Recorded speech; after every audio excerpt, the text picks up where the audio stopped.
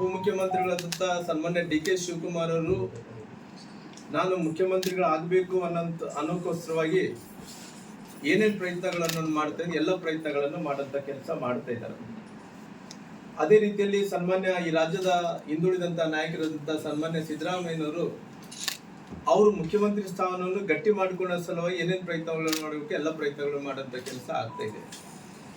ಹಂಗಾಗಿ ಇವತ್ತು ಇವೆಲ್ಲ ಕೂಡ ಸರಿ ಇಲ್ಲ ಕಾಂಗ್ರೆಸ್ ಪಾರ್ಟಿಯಲ್ಲಿ ಅದಕ್ಕೋಸ್ಕರವಾಗಿ ಇವತ್ತು ಅವರು ಕರ್ನಾಟಕ ರಾಜ್ಯದ ಉಸ್ತುವಾರಿಗಳಾದಂಥ ನಾವೇನು ಸುರ್ಜೇವಾಲ್ ಅವರು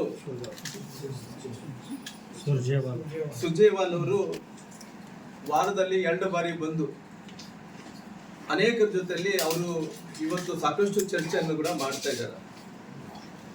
ಸುರ್ಜೇವಾಲ್ ಅವರು ಆರ್ ಪಾಟೀಲ್ ಅವ್ರನ್ನ ಆದಿ ಹಿಡ್ಕೊಂಡು, NY ಗೋಪಾಲ್ ಕೃಷ್ಣ ಅವರು ಹಿಡ್ಕೊಂಡು, ಬೇಲೂರು ಗೋಪಾಲ್ ಕೃಷ್ಣ ಹಿಡ್ಕೊಂಡು, ಆಮೇಲೆ ರಾಮನಗರದ MLA ಹಿಡ್ಕೊಂಡು ಅನೇಕ ಮಂದಿ ಯಾರ್ಯಾರು ಬಾಯಿ ಮಾಡಿದಾರೆ ಗಟ್ಟಿಯಾಗಿ, ಅವರು ಕೆಲವು ಮಂದಿ ಪರ ವಿರೋಧದಂತವ್ರನ್ನ ಎಲ್ಲರೂ ಕೂಡ ಕರೆದು ವೈಯಕ್ತಿಕವಾಗಿ ಕೂಡ ಮಾತಾಡುವಂತ ಕೆಲಸ ಮಾಡಿದ್ರೆ, ನಂತರ ಕೂಡ ಅವ್ರು ಏನನ್ನ ದೂರುಗಳಿದ್ರೆ, ಅವ್ರು ಏನನ್ನ ಅಕಸ್ಮಿತವಾಗಿ ನಮಗೆ ಕೆಲವೊಂದು ವಿಚಾರಗಳನ್ನು ಹೇಳ್ಕೊಳಕ್ ಸಾಧ್ಯ ಇಲ್ಲ ಅಂದ್ರೆ ಕೂಡ ಅದನ್ನ ತಾವು ಲಿಖಿತಪೂರ್ವಕವಾಗಿ ಕೊಡ್ರಿ ಅನ್ನಂತ ಸಲಹೆಯನ್ನು ಕೂಡ ಇವತ್ತು ಸುರ್ಜೇವಾಲ್ ಅವರು ಅವ್ರಿಗೆ ಎಲ್ಲಾ ರೀತಿಯಲ್ಲಿ ಕೂಡ ಕೊಡುವಂತ ಕೆಲಸ ಮಾಡಿದ್ದಾರೆ. ಹಂಗಾಗಿ ಇವೆಲ್ಲ ಕಾರಣಗಳನ್ನು ನೋಡ್ತಾ ಇದ್ರೆ ಒಂದು ಕಡೆ ಡೆವಲಪ್ಮೆಂಟ್ಸ್ ಅಂತ ನಿಂತೋಗಿದೆ. ಅದ್ರ ಬಗ್ಗೆ ನಾನು ಮತ್ತೆ ಪುನಃ ಡಿಬೇಟ್ ಮಾಡೋಂಥ ಕೆಲಸ ಮಾಡ್ತೀನಿ. ಇವತ್ತಿದ್ದಂಥ ಪ್ರೆಸೆಂಟ್ ಸಿಚುವೇಶನ್ ಪ್ರಕಾರ ಇವತ್ತು CM ಬದಲಾವಣೆ ಆಗಬೇಕು, ಯಾರು ಮುಂದೆ ಬದಲಾವಣೆ ಆದ್ರೆ ಯಾರು ಮುಖ್ಯಮಂತ್ರಿ ಆಗ್ಬೇಕು ಅನ್ನೋಂಥ ಚರ್ಚೆಯನ್ನು ನಡೀತಾ ಇದೆನೋ. ಇವತ್ತು ನಿನ್ನೆ ಆಲ್ರೆಡಿ ಸನ್ಮಾನ್ಯ ಈ ರಾಜ್ಯದ ಉಪಮುಖ್ಯಮಂತ್ರಿ ಅಂತ ಡಿ ಕೆ ಶಿವಕುಮಾರ್ ಅವರು ಆಲ್ರೆಡಿ ಡೆಲ್ಲಿಗೆ ಹಾರಿದ್ದಾರೆ, ಅಲ್ಲಿ ಡೆಲ್ಲಿಯಲ್ಲಿ ಕುಂತಾರೆ.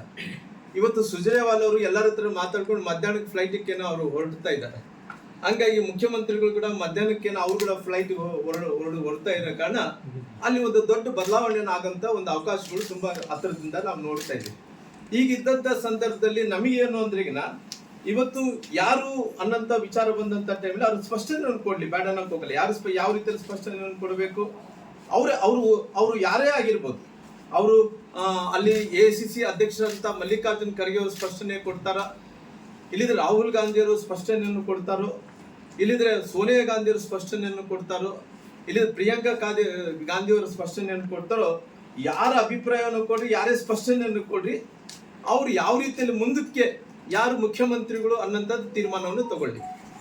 ಒಂದು ಕಡೆ ಸಿದ್ದರಾಮಯ್ಯನವರು ಅವ್ರು ಹೇಳ್ತಾ ಇದ್ರು, ನಾನೇ 5 ವರ್ಷಗಳ ಕಾಲ ನಾನೇ ಮುಖ್ಯಮಂತ್ರಿ ಅನ್ನೋಂಥ ಮಾತು ಇವತ್ತು ಸಿದ್ದರಾಮಯ್ಯ ಹೇಳ್ತಾ ಇದ್ರು. ಒಂದು ಕಡೆ ಡಿ ಕೆ ಶಿವಕುಮಾರ್ ಅವರು ಬೇರೆ ಅಭಿಪ್ರಾಯ, ಬೇರೆ ಮಾರ್ಗ ಇಲ್ಲಾರ್ದಂಥ ಟೈಮಲ್ಲಿ ನಾನು ಏನು ಮಾಡಲಿ ನಿಸ್ಸಹಾಯಕ ಅನ್ನೋಂಥ ಮಾತನ್ನು ಕೂಡ ಹೇಳಿದ ಮೇಲೆ ಅವರು ಚಾಮುಂಡಿಗೆ ಹೋದಂಥ ಟೈಮಲ್ಲಿ ಕೂಡ ಅವರು ಚಾಮುಂಡಿಯಲ್ಲಿ ಪ್ರಾರ್ಥನೆ ಮಾಡುವಂಥ ಟೈಮಲ್ಲಿ ಅವ್ರಿಗೆ ಹೇಳಿದ್ರು, ನನ್ನ ಪ್ರಯತ್ನ ಏನಿದನೋ ಅದು ವಿಫಲ ಆಗಿರ್ಬೋದು, ನನ್ನ ಪ್ರಾರ್ಥನೆ ಅನ್ನಂಥದ್ದು ಅದು ಫಲ ಕೊಡುತ್ತೆ ಅನ್ನೋಂಥ ಮಾತು ಡಿ ಕೆ ಶಿವಕುಮಾರ್ ಅವರು ಹೇಳಿದಂಥ ಟೈಮಲ್ಲಿ ಒಂದು ಕಡೆ ಇವತ್ತು ಇವೆಲ್ಲ ವಾತಾವರಣ ನೋಡಿದಂಥ ಟೈಮಲ್ಲಿ ಒಂದು ತೀರ್ಮಾನ ಇವತ್ತು ಮಲ್ಲಿಕಾರ್ಜುನ್ ಖರ್ಗೆ ಅವರು ತಗೊಂತಾರೋ, ಇಲ್ಲಿದ್ರಿಗಿನ ರಾಹುಲ್ ಗಾಂಧಿ ಅವರು ತೀರ್ಮಾನವನ್ನು ತಗೊಂತಾರೋ, ಸಿದ್ದರಾಮಯ್ಯನವರು 5 ವರ್ಷಗಳ ಕಾಲ ಮುಖ್ಯಮಂತ್ರಿ ಅಂತೇಳಿ ಅವ್ರು ಘೋಷಣೆ ಮಾಡಲಿ. ಇಲ್ಲಿದ್ರೆ ಏನಾಗುತ್ತೆ ಅಂತ ಹೇಳಿದ್ರೆ ಅಕಸ್ಮಿತವಾಗಿ ಸಿದ್ದರಾಮಯ್ಯ ಅಲ್ಲ ಅಂದ್ರೆ ಈಗ ಡಿ ಕೆ ಶಿವಕುಮಾರ್ ಅವರು ಮುಖ್ಯಮಂತ್ರಿ ಅಂತೇಳಿ ಅವ್ರು ಬೇಕಾದ್ರೆ ಘೋಷಣೆಯನ್ನು ಮಾಡಲಿ. ಅಂದ್ರೆ ಇವೆಲ್ಲ ನೋಡಿದಂತ ಟೈಮಲ್ಲಿ ನನ್ನ ಅನುಮಾನ ಏನಂದ್ರೆ ಈಗ ಡಿ ಕೆ ಶಿವಕುಮಾರ್ ಅವರು ಏನಿದಾರೋ ಅವ್ರು ಮುಖ್ಯಮಂತ್ರಿ ಆಗ್ಲಿಕ್ಕೆ ನನ್ನ ವೈಯಕ್ತಿಕವಾದಂತ ಅಭಿಪ್ರಾಯ ಸಾಧ್ಯನೇ ಇಲ್ಲ. ಮುಖ್ಯಮಂತ್ರಿ ಅಂತೂ ಶಿವಕುಮಾರ್ ಅವರು ಮುಖ್ಯಮಂತ್ರಿ ಆಗಲ್ಲ, ಅದು ನನ್ನ ಪಾರ್ಟಿ ತೀರ್ಮಾನ ಅಲ್ಲ, ನನ್ನ ವೈಯಕ್ತಿಕವಾದಂತ ತೀರ್ಮಾನ. ನಾನು ನಿನ್ನೆ ಹೋದಂತ ಡೆವಲಪ್ಮೆಂಟ್ ಅಲ್ಲಿ ಡೆಲ್ಲಿಗೆ ಹೋದಂತ ಟೈಮಲ್ಲಿ ಸಿದ್ದರಾಮಯ್ಯನವರು ಮುಖ್ಯಮಂತ್ರಿ ಡಿ ಕೆ ಶಿವಕುಮಾರ್ ಆಗಕ್ಕೆ ಬಿಡೋದೇ ಇಲ್ಲ, ಅವ್ರು ಮುಖ್ಯಮಂತ್ರಿ ಆಗೋದೇ ಇಲ್ಲ. ಯಾಕಂದ್ರೆ ಇವತ್ತು ಇವೆಲ್ಲ ನೋಡಿದಂತ ಟೈಮಲ್ಲಿ ಒಂದು ಕಡೆ ಇವತ್ತು ಸಿದ್ದರಾಮಯ್ಯನವರು ಎಲ್ಲ ವಿಚಾರದಲ್ಲಿ ನಾನು ಕೂಡ ಹತ್ತತ್ರ ಬಹಳಷ್ಟು ವರ್ಷಗಳ ಕಾಲ ನೋಡ್ಕೊಂತ ಬಂದಿದ್ದೀನಿ. ಅವರು ಅಧಿಕಾರವನ್ನು ಬಿಟ್ಟು ಕೊಡಬೇಕಂದ್ರೆ ಬಹಳಷ್ಟು ಕಠಿಣ, ಬಹಳಷ್ಟು ಕಷ್ಟ. ಅವ್ರು ಇನ್ನೊಂದು ಏನ್ ಮಾಡ್ತಾ ಇದಾರೆ, ಶಿವಕುಮಾರ್ ಅವರು ಮುಖ್ಯಮಂತ್ರಿ ಆಗಬಾರ್ದು ಅನ್ನೋ ಸಲುವಾಗಿ ಏನ್ ಮಾಡ್ತಾರೆ, ಅವರು ಯಾರೊಬ್ಬರು ದಲಿತರನ್ನ ಎತ್ತಿ ಕಟ್ಟಬೇಕು ಅಂದ್ರೆ ದಲಿತರು ಕೊಡ್ಲಿ, ಈ ರಾಜ್ಯದ ಮುಖ್ಯಮಂತ್ರಿ ದಲಿತರು ಆಗ್ಲೇಬೇಕು, ದಲಿತರಿಗೆ ಕೊಡ್ಲಿ. ಇವತ್ತು ದಲಿತರು ಮುಖ್ಯಮಂತ್ರಿ ಆಗ್ಬೇಕಂದ್ರೆ ಶಿವಕುಮಾರ್ ಅಂತ ಬಗಲಗಡೆ ಇರ್ತಾರ, ಅಲ್ಲಿ ಪರಮೇಶ್ವರನ್ನ ಎತ್ತಿ ಕಟ್ತಾರ, ಪರಮೇಶ್ವರ್ ಈ ರಾಜ್ಯದ ಮುಖ್ಯಮಂತ್ರಿ ಆಗ್ಲಿ ಅಂತ ಸಿದ್ದರಾಮಯ್ಯ ಹೇಳ್ತಾರ.